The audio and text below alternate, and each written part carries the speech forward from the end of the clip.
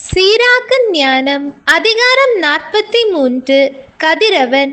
உயர் வானத்தின் சிறப்பு தெளிந்த வான்வெளியே, வானகத்தின் தோற்றம் அதன் மாட்சியின் காட்சியே.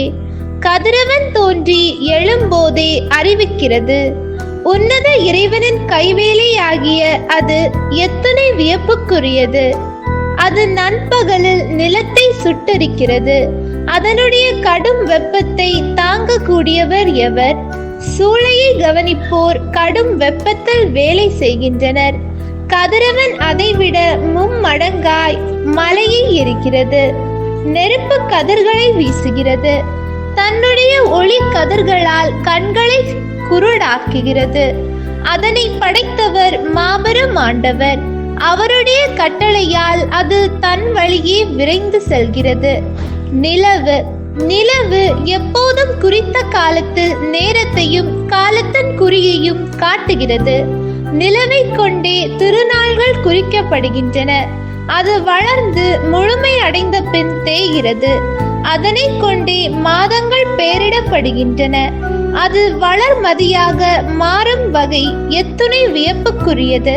வான் படைகளுக்கு அடையாள ஒளியாக நின்று வான்வெளியில் அது மிளிர்கின்றது. விண்மீன்களின் மாட்சியே வானத்துக்கு அழகு.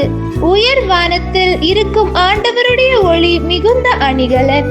தூய இறைவனின் கட்டளைப்படி அவை ஒழுங்காக இயங்குகின்றன. தங்களது விழிப்பில் அவை அயர்வதில்லை. வானவில்லை பார், அதை உண்டாக்கினவரை போற்று. அது ஒளிரும் போது எழில் மிகுந்ததாயிருக்கின்றது.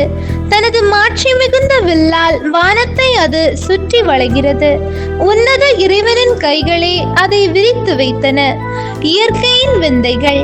ஆண்டவருடைய கட்டளைப்படி பனி பெய்கிறது.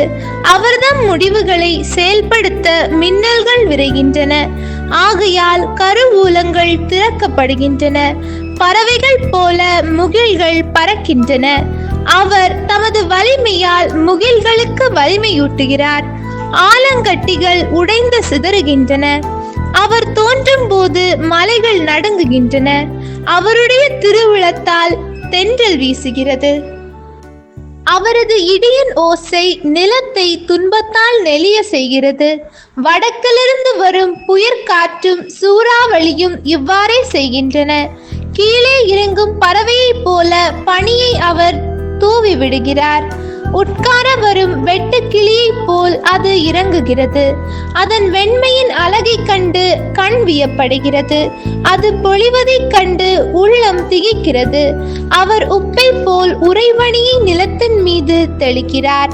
அது உறைகின்ற போது கூர்மையான முட்களைப் போல் ஆகின்றது. வடக்கிலிருந்து வாடை காற்று வீசுகின்றது. தண்ணீர் மேல் பனி உறைகின்றது. அது ஒவ்வொரு நீர்நிலை மீதும் தங்குகின்றது. தண்ணீரும் அதை மார்பு கவசமாய் அணிந்து கொள்கிறது. காற்று மலைகளை விளங்குகிறது. பாலை நிலத்தை சுட்டரிக்கிறது. தீயை போல பசுந்தளிர்கள் எரிகிறது.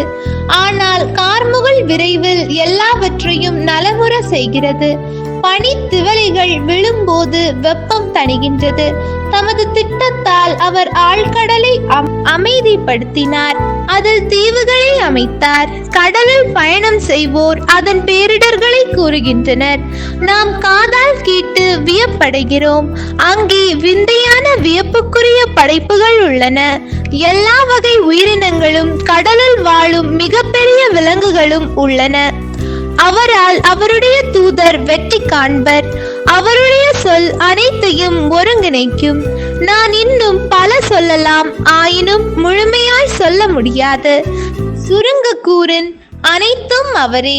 ஆண்டவரை மாட்சிமைப்படுத்த எங்கிருந்து வலிமை பெறுவோம்? தம் படைப்புகள் எல்லாவற்றையும் விட அவர் பெரியவர்.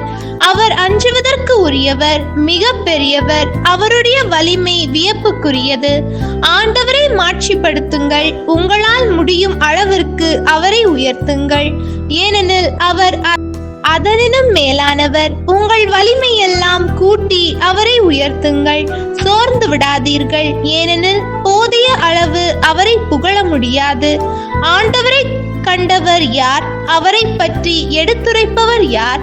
அவர் உள்ளவாறே அவரை புகழ்ந்தேத்துபவர் யார்? இவற்றினும் பெரியன பல மறைந்திருக்கின்றன. அவருடைய படைப்புகளில் சிலவற்றையே நாம் கண்டுள்ளோம். ஆண்டவரே அனைத்தையும் படைத்துள்ளார். இறைப்பற்றுள்ளோருக்கு ஞானத்தை அருளி உள்ளார். ஆண்டவரின் அருள்வாக்கு. இறைவா உமக்கு நன்றி. ஹோலி பைபிள் தமிழ் சேனலில் திங்கள் முதல் வெள்ளி வரை திருவிவிலியத்தின் ஒரு அதிகாரமானது பதிவேற்றம் செய்யப்படும். நம் அன்பு கடவுளின் ஆசியும் அருளும் இன்னும் பலருக்கு கிடைக்கப்பெற ஹோலி பைபிள் தமிழ் சேனலை சப்ஸ்கிரைப் செய்யவும். மேலும் உங்கள் உறவினர் மற்றும் நண்பர்களுடன் ஷேர் செய்யவும். நன்றி.